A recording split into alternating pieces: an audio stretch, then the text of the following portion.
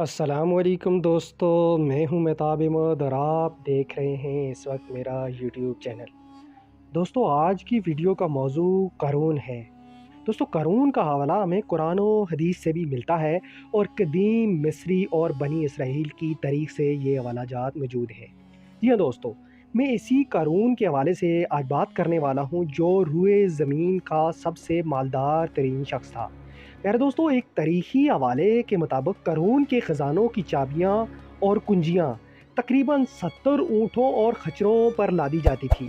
دوستو حوالہ جات میں یہ بھی آیا ہے کہ یہ کنجیاں یا چابیاں چمڑے سے تیار کی جاتی تھی۔ دوستو تاریخی حوالہ جات کی مانیں تو پوری تاریخ انسانی میں کسی کو بھی اتنی دولت سے نہیں نوازا گیا۔ پیارے دوستو، ایک تاریخی حوالہ کے مطابق قارون حضرت موسیٰ علیہ السلام کا چچا زاد بھائی تھا۔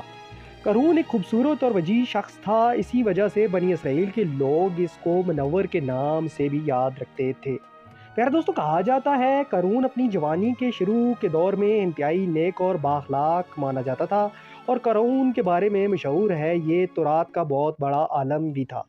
تاریخی حوالہ جات کے مطابق قارون کی پرورش موسیٰ علیہ السلام کے خاندان کے سایہ میں ہوئی تھی، اس لیے وہ کتابوں کے علوم جانتا تھا۔ پیارے دوستو، قارون کے متعلق مشہور ہے وہ پیاری آواز کا مالک تھا اور سحر انگیز آواز میں تورات کی تلاوت کرتا تھا۔ انہی وجوہات کی بنا پر لوگ اس کو پسند کرتے تھے۔ دوستو قارون بنی اسرائیل کے اس قافلے کا حصہ تھا جنہوں نے مصر کو چھوڑ کر ماہوت کی طرف ہجرت کی تھی۔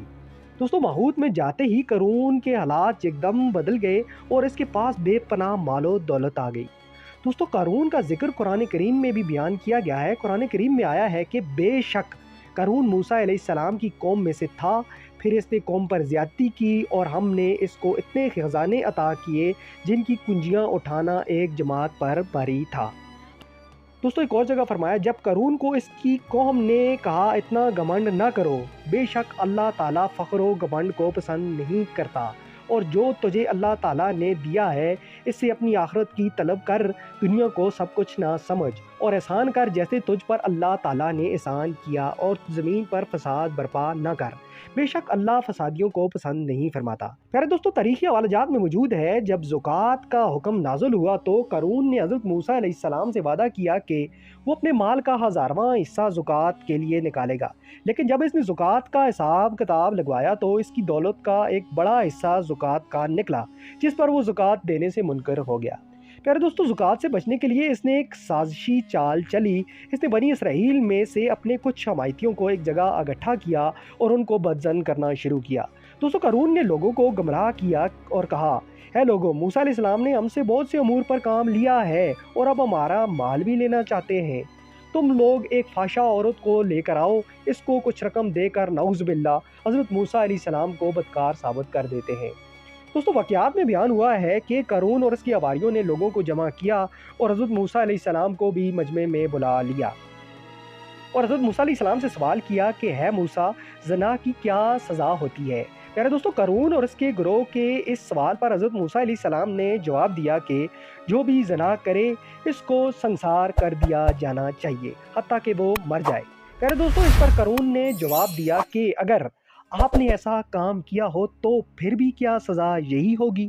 تو حضرت موسیٰ علیہ السلام نے جواب دیا، ہاں بالکل، اگر یہ گناہ میں بھی کروں تو سزا یہی ہوگی۔ پیارے دوستو، جس پر قارون نے حضرت موسیٰ علیہ السلام پر الزام لگایا، نعوذ باللہ آپ نے ایک فحشہ عورت کے ساتھ زنا کیا ہے، جس پر موسیٰ علیہ السلام نے اس عورت کو مجمع کے سامنے حاضر کرنے کا کہا۔ پیارے دوستو، اس عورت کو حاضر کیا گیا تو موسیٰ علیہ السلام نے اس سے کہا، ہے عورت، تجھے اس رب کی قسم جس نے دریائے نیل کے 2 حصے کر دیے اور پھر اس میں فرعون اور اس کے ماننے والوں کو غرق کر دیا، تو بتا دے کہ سچ کیا ہے؟ پیارے دوستو، تاریخ میں آیا ہے حضرت موسیٰ علیہ السلام کے جاؤ جلال سے عورت گھبرا گئی اور بول پڑی کہ ہے اللہ کے نبی موسیٰ، مجھے قارون نے کثیر دولت دے کر آپ علیہ السلام پر زنا کا بہتان لگانے پر رضامند کر لیا تھا، پر میں یہ کام اب نہیں کر سکتی۔ پیارے دوستو، اس پر موسیٰ علیہ السلام رنجیدہ ہو گئے اور سجدہ الہی میں گر پڑے اور اللہ سے دعا مانگی کہ ہے اللہ، قارون پر قہر و غضب نازل فرما دے۔